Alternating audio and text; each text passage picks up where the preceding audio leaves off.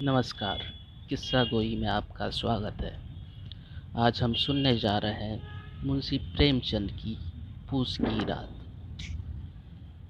हल्कू ने जाकर अपनी बीवी से कहा, सहना आया है, लाओ जो रुपए रखे हैं उसे दे दो, किसी तरह गर्दन तो छूटे। मुन्नी बहू झाड़ू लगा रही थी, पीछे फिर कर बोली, तीन। नमस्कार, किस्सा गोई में आपका स्वागत है। आज हम सुनने जा रहे हैं मुंशी प्रेमचंद की पूस की रात। हल्कू ने जाकर अपनी बीवी से कहा, सहना आया है, लाओ जो रुपए रखे हैं उसे दे दो, किसी तरह गर्दन तो छूटे। मुन्नी बहू झाड़ू लगा रही थी, पीछे फिर कर बोली, तीन ही तो रुपए हैं, दे दूं तो कंबल कहाँ से आएगा। माघ पूस की रात खेत में कैसे कटेगी। उसे कह दो फसल पर रुपए देंगे, अभी नहीं है। हल्कू थोड़ी देर तक चुप खड़ा रहा और अपने दिल में सोचता रहा, पूस सर पर है,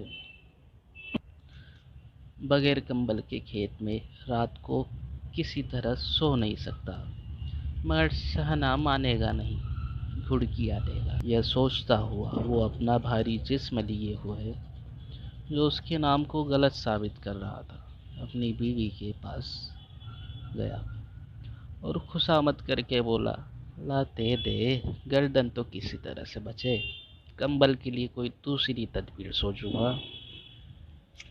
मुन्नी उसके पास से दूर हट गई और आंखें टेढ़ी करती हुई बोली, कर चुके दूसरी तदबीर, जरा सुनो, कौन तदबीर करोगे। कौन कंबल खैरात में दे देगा। न जाने कितना रुपया बाकी है जो किसी तरह अदा ही नहीं होता। मैं खेती क्यों नहीं छोड़ देते। मर मर कर काम करो, पैदावार हो तो उसे कर्ज अदा करो। चलो छुट्टी हुई, कर्जा अदा करने के लिए तो हम पैदा ही हुए हैं। ऐसी खेती से बाज आए, मैं रुपया ना दूंगी, ना दूंगी। हल्कू रंजीदा होकर बोला, तो क्या गालियाँ खाऊं। मुन्ने ने कहा, गाली क्यों देगा, क्या उसका राज है। मगर यह कहने के साथ ही उसकी तनी हुई भवें ढीली पड़ गई। हल्कू की बात में जो दिल दहलाने वाली सदाकत थी, मालूम होता था कि वो उसकी जानिब टकटकी बांधे देख रही थी। उसने ताक पर से रुपए उठाए और लाकर हल्कू के हाथ पर रख दिए। फिर बोली, तुम अब की खेती छोड़ दो, मजदूरी में सुख से एक रोटी तो खाने को मिलेगी, किसी की धोस तो ना रहेगी। अच्छी खेती है, मजदूरी करके लाओ, वो भी उसमें झोंक दो, ऊपर से धोस। हल्कू ने रुपए लिए और इस तरह बाहर चला, मालूम होता था वह अपना कलेजा निकाल कर देने जा रहा है। उसने एक एक पैसा काट कर 3 रुपए कंबल के लिए जमा किए थे, वो आज निकले जा रहे हैं। एक एक कदम के साथ उसका दिमाग अपनी नादीर के बोझ से दबा जा रहा था। भाग दो। पूस की अंधेरी रात, आसमान पर तारे भी ठिठुरते हुए मालूम होते थे। हल्कू अपने खेत के किनारे ओक के पत्तों की एक छतरी के नीचे पास के खटोले पर अपनी पुरानी गाड़े की चादर ओढ़े हुए काँप रहा था। खटोले के नीचे उसका साथी कुत्ता जबरा पेट में मुंह डाले सर्दी में कू कू कर रहा था। दो में से एक को भी नींद न आती थी। हल्कू ने घुटनों को गर्दन में चिमटाए हुए कहा, क्यों जबरा, जाड़ा लगता है। कहा था तो घर में पियाल पर लेटे रहे। तू यहाँ क्या लेने आया था। अब खा सर्दी, मैं क्या करूँ। जानता था मैं हलवा पूरी खाने आ रहा हूँ। दौड़ते हुए आगे चले आया। अब रो अपनी नानी के नाम को। जबरा ने लेटे हुए दुम हिलाई और अंगड़ाई लेकर चुप हो गया। शायद वो ये समझ गया था कि उसकी कू कू की आवाज़ से उसके मालिक को नींद नहीं आ रही है। हल्कू ने हाथ निकालकर जबरा की ठंडी पीठ सहलाते हुए कहा, कल से मेरे साथ ना आना, नहीं तो ठंडी हो जाएगी। ईरान पछुआ की हवा न जाने कहाँ से बर्फ लिए आ रही है। उठो एक फिर चिलम भरूं, किसी तरह रात तो कटे। 8 चिलम तो पी चुका। ये खेती का मजा है, और एक भगवान ऐसे हैं। जिनके पास अगर जाड़ा जाए तो गर्मी से घबरा कर भागे। मोटे गद्दे, लिहाफ, कंबल मजाल है कि जाड़े का गुजार हो जाए। तकदीर की खूबी है, मजदूरी हम करें, मजा दूसरा लूटे। हल्कू उठा और गड्ढे में जरा सी आग निकाल कर चीलम भरी। जबरा भी उठ बैठा। हल्कू ने चीलम पीते हुए कहा, पिएगा चीलम? जाड़ा तो क्या जाता है, जरा मन बहल जाता है। जबरा ने उसकी जानिब मोहब्बत भरी निगाहों से देखा। हल्कू ने कहा, आज और जाड़ा खा ले, कल से मैं यहाँ प्याल बिछा दूंगा, उसमें घुस कर बैठना, जाड़ा ना लगेगा। जबरा ने अगले पंजे अपने घुटनों पर रख दिए और उसके मुंह के पास अपना मुंह ले गया। हल्कू को उसकी गर्म सांस लगी। चीलम पीकर हल्कू फिर लेटा और ये तय कर लिया कि चाहे जो कुछ भी हो जाए, अब की सो जाऊंगा। लेकिन एक लम्हे में उसका कलेजा कांपने लगा। कभी इस करवट लेता, कभी उस करवट। जाड़ा किसी भूत की मानीत उसकी छाती को दबाए हुए था। जब किसी तरह न रह गया तो उसने जबरा को धीरे से उठाया, उसके सर पर थपथपाकर उसे अपनी गोद में सुला लिया। कुत्ते के जिस्म से मालूम नहीं कैसी बदबू आ रही थी, पर उसे अपनी गोद से चिमटाए हुए ऐसा सुख मालूम होता था जो इधर महीनों से उसे ना मिला था। जबरा शायद ये ख्याल कर रहा था कि बहिश्त यही है, और हल्कू की रूह इतनी पाक थी कि उसे कुत्ते से बिल्कुल नफरत न थी। वो अपनी गरीबी से परेशान था, जिसकी वजह से वो इस हालात को पहुंच गया था। इसी अनोखी दोस्ती ने उसकी रूह से सब दरवाजे खोल दिए थे। उसका एक एक जर्रा हकीकी रोशनी से मुनव्वर हो गया था। इसी अशना में जबरा ने किसी जानवर की आहट पाई। उसके मालिक की एक खास रूहानियत ने उसके दिल में एक जदीद ताकत पैदा कर दी थी, और जो हवा के ठंडे झोंके को भी नाचीज समझ रहा था। वो झपट कर उठा और अपनी छपरी से बाहर आकर भौंकने लगा। हल्कू ने उसे कई मर्तबा पुचकार कर बुलाया, पर उसके पास न आया। खेत में चारों तरफ दौड़ दौड़ कर भौंकता रहा। एक लम्हे के लिए आ भी जाता तो फौरन ही फिर दौड़ता। फर्ज की अदायगी ने उसे बेचैन कर रखा था। 1 घंटा गुजर गया। सर्दी बढ़ने लगी।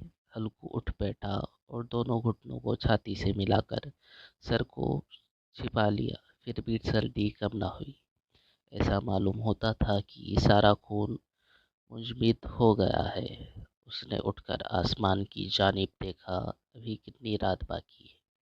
वो 7 सितारे जो कुतुब के गर्द घूमते हैं, अभी अपना निस्फ दौर भी खत्म नहीं कर चुके। जब वो ऊपर आ जाएंगे तो कहीं सवेरा होगा। अभी 1 घड़ी से ज़्यादा रात बाकी है। हल्कू ने खेत से थोड़ी देर के फासले पर एक बाग था। पतझड़ शुरू हो गई थी। बाग में पत्तों का ढेर लगा हुआ था। हल्कू ने सोचा, चलकर पत्तियां बटोरूं और उनको जलाकर खूब तापूं। रात को कोई मुझे पत्तियां बटोरते देखे तो समझे कि कोई भूत है। कौन जाने कोई जानवर ही छुपा बैठा हो। मगर अब तो बैठे नहीं रहा जाता। उसने पास से अरहर के खेत में जाकर कई पौधे उखाड़े और उसकी एक झाड़ू बनाकर हाथ में सुलगता हुआ उपला लिए बाग की तरफ चला। जबरा ने उसे जाते देखा तो पास आया और दूम हिलाने लगा। हल्कू ने कहा, अब तो नहीं रहा जाता जबरू, चलो बाग में पत्तियां बटोर कर तापे। ठाटे हो जाएंगे तो फिर आकर सोएंगे, अभी तो रात बहुत है। जबरा ने कू कू करते हुए अपने मालिक की राय में मुआफ़िक़त ज़ाहिर की और आगे आगे बाग की जानिब चला। बाग में घटाटोप अंधेरा छाया हुआ था। दरख्तों में शबनम की बूंद टप टप टपक रही थी।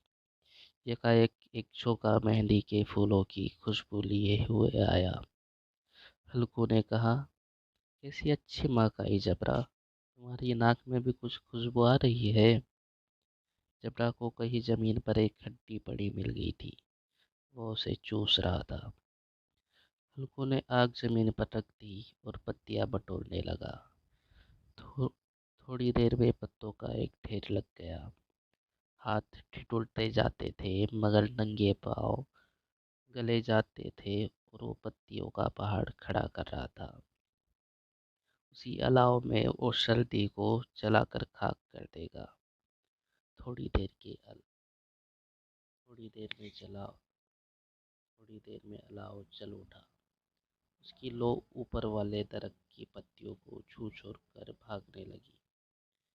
इस मुतसलसल रोशनी में बाग के आलीशान दरख्त ऐसे मालूम होते थे कि वो इस लाइंतहा अंधेरे को अपनी गर्दन पर संभाले हो। तारीकी के उस अथाह समंदर में वह रोशनी एक नाव के मानींद मालूम होती थी।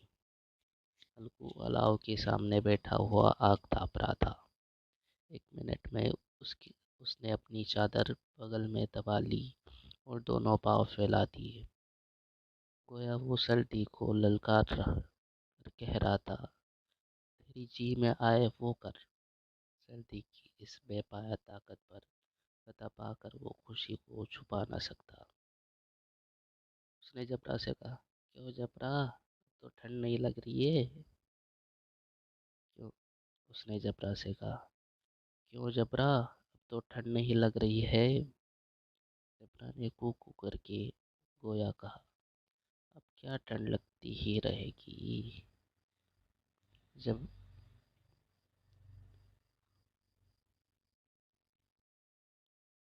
जबरा ने कू कू करके गोया कहा, क्या ठंड लगती ही रहेगी।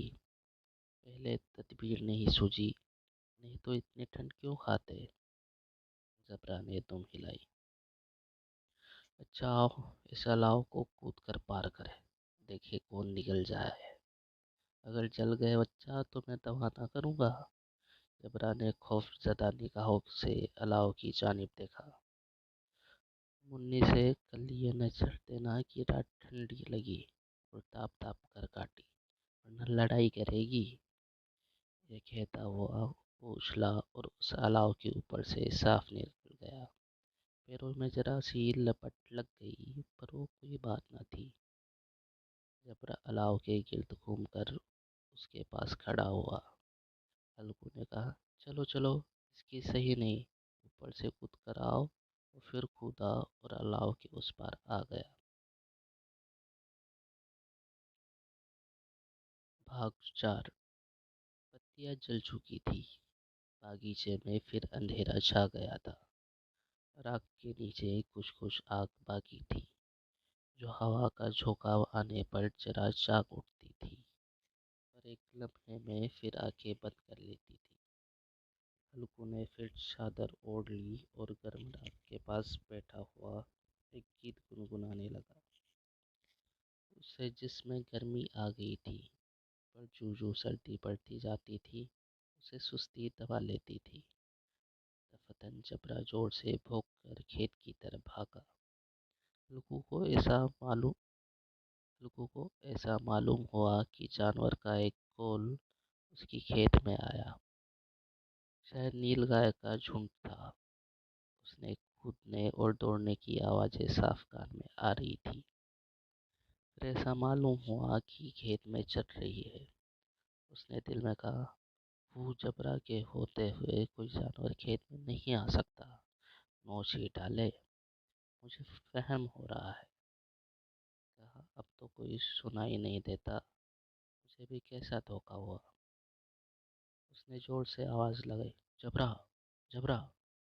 जबरा भूखता रहा, उसके पास न आया। जानवरों के चलने की आवाज़ चल चल सुनाई देने लगी। हल्कू अब अपने को फौरन हल्कू अब अपने को फरेब न दे सका, मगर उसे उस वक्त अपनी जगह से हिलना जहर मालूम होता था। कैसा गरमाया हुआ मज़े में बैठा हुआ था। इस जाड़े पाले में खेत में जाना, जानवरों को भगाना, उनका तवाकुब करना उसे पहाड़ मालूम होता था। अपनी जगह से न हिला, बैठे बैठे जानवरों को भगाने के लिए चिल्लाने लगा, लियो लियो, ओ ओ, हा हा। मगर जबरा फिर भौंक उठा। अगर जन अगर जानवर भाग जाते तो अब तक लौट आया होता। नहीं भागे, अभी तक चल रहा है। शायद वो सब भी समझ रहे हैं कि इस सर्दी में कौन बीधा है जो उनके पीछे दौड़ेगा। फसल तैयार है। ऐसी अच्छी खेती थी। सारा गांव देख देख कर चलता था। उसे उसे ये अभागे तबाह किए डालते हैं। हल्कू से न रहा गया और पक्का इरादा करके उठा। 2-3 कदम चला। फिर एकाएक हवा का ऐसा ठंडा चूभने लगा, बिच्छू के डंक का सा झोंका लगा। वो फिर पूछते हुए अलाव के पास आ बैठा। राख को कुरेद कुरेद कर अपने ठंडे जिस्म को गरमाने लगा। जब जबरा अपना गला फाड़े डालता था।